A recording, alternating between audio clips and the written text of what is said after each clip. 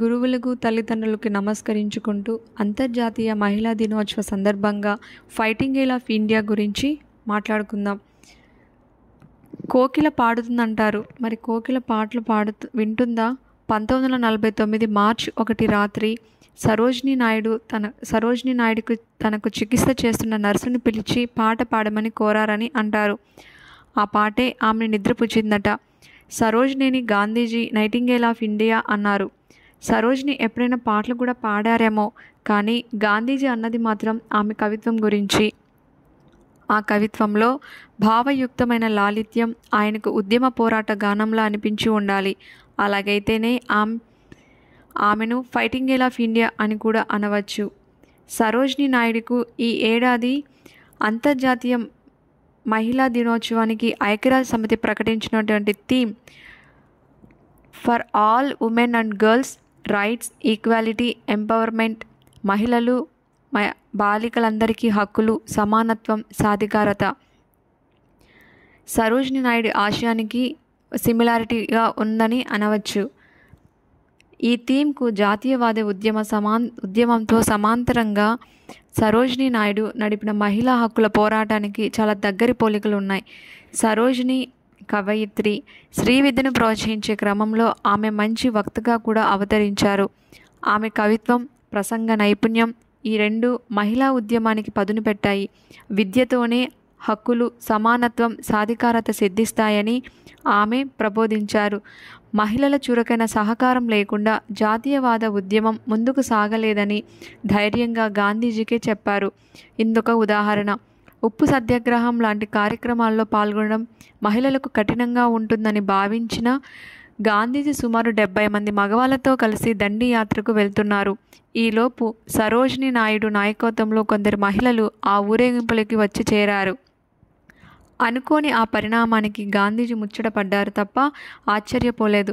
అసలు మహిళలు వాడే ఉప్పుకు సంబంధించిన సత్యాగ్రహానికి మగవారికి వదిలేయడం ఏమిటన్నది సరోజినీ నాయుడు ప్రశ్న. చారిత్రక హిస్టరీ పాయింట్ ఆఫ్ వ్యూలో ఒక్కసారి చూస్తే ఈ ఏడాది డిసెంబర్ 28కి భారత జాతీయ కాంగ్రెస్కు 140 ఏళ్లు నిండుతాయి. ఇన్నేళ్ల చరిత్ర కలిగిన ఆ పార్టీకి సరిగ్గా 100 ఏళ్ల క్రితం 1925లో అధ్యక్షురాలయ్యారు సరోజినీ నాయుడు. స్వాతంత్ర ఉద్యమాన్ని నడుపుతున్న భారత జాతీయ కాంగ్రెస్కి అప్పటి వరకు ఒక భారతీయ మహిళా అధ్యక్షురాలిగా ఎవరూ లేరు. తొలి మహిళా అధ్యక్షురాలు అనీ బెసెంట్ 1917లో అయినప్పటికీ తొలి భారతీయ మహిళా అధ్యక్షురాలు సరోజినీ నాయుడు. ఆ తరువాతే సేన్ గుప్తా 1933లో అధ్యక్షురయ్యారు. మొత్తం మీద స్వాతంత్రానికి పూర్వం జాతీయ కాంగ్రెస్కు అధ్యక్షులు అయింది 3 మహిళలే.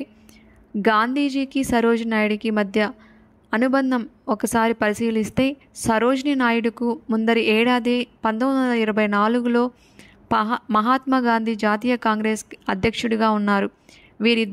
వీరిద్దరి మధ్య వయసులో 10 ఏళ్ల వ్యత్యాసం, ఇద్దరి మధ్య 30 ఏళ్ల స్నేహం. స్వాతంత్ర ఉద్యమ పోరాటంలో ఇద్దరిది దాదాపుగా సమానమైన భాగస్వామ్యం. గాంధీజీని తొలిసారిగా 1914 లండన్లో చూశారు సరోజిని. తనే ఆయన వెతుక్కుంటూ వెళ్ళి కలిశారట. ఆయన్ని చూడగానే ఆమెకు నవ్వు వచ్చింది. బక్కపల్చిన మనిషి, నున్నటి గుండు, నేల మీద కూర్చొని చిదిపిన టమోటా ముక్కలు, ఆలివ్ నూనె కలిపి తింటూ కనిపించారట. ఒక ఉద్యమ నాయకుడు ఇలా వినోదాత్మకంగా కనిపించడంతో పగలబడి నవ్వాను అని సరోజిని ఆ తర్వాత ఒక చోట రాసుకున్నారు. తనను చూసి నవ్వగానే అయితే నువ్వు సరోజినీ నాయుడివి అయ్యుండాలి, ఇలా ప్రవర్తించే ధైర్యం వేరే ఎవరికి ఉంటుంది అంటూ ఆమెను నవ్వుతూ పలకరించారట గాంధీ. అప్పటికే జాతీయవాద ఉద్యమ యువ నాయకురాలి గురించి ఆయన విని ఉన్నారు.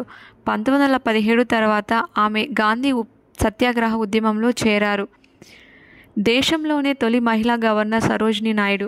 1947లో భారతదేశానికి స్వాతంత్రం వచ్చిన రోజే ఆమె ఉత్తరప్రదేశ్ గవర్నర్గా, నాటి యునైటెడ్ ప్రావిన్సెస్ గవర్నర్గా నియమితులయ్యారు. గవర్నర్గా ఉండగానే 1949లో గుండెపోటుతో కన్నుమూశారు. మరణానంతరం గోమతీ నది ఒడ్డు తీరాన సరోజిని అంత్యక్రియలు జరిగాయి. ఆమె రాసినటువంటి కవిత్వం ఒక్కసారి వింటే జీవితం ఒక పాట, పాడండి. జీవితం ఒక ఆట ఆడండి. జీవితం ఒక సవాలు ఎదుర్కోండి. జీవితం ఒక కళ నిజం చేసుకోండి. జీవితం ఒక త్యాగం అర్పించండి. జీవితం ఒక ప్రేమ ఆస్వాదించండి అంటారు సరోజిని. అయితే వీటినన్నిటికి కూడా పోరాట మహిమ అవసరమని కూడా తన కవితల్లో చెబుతారు ఈ fighting girl of India. Thank you for watching this video. జై హింద్.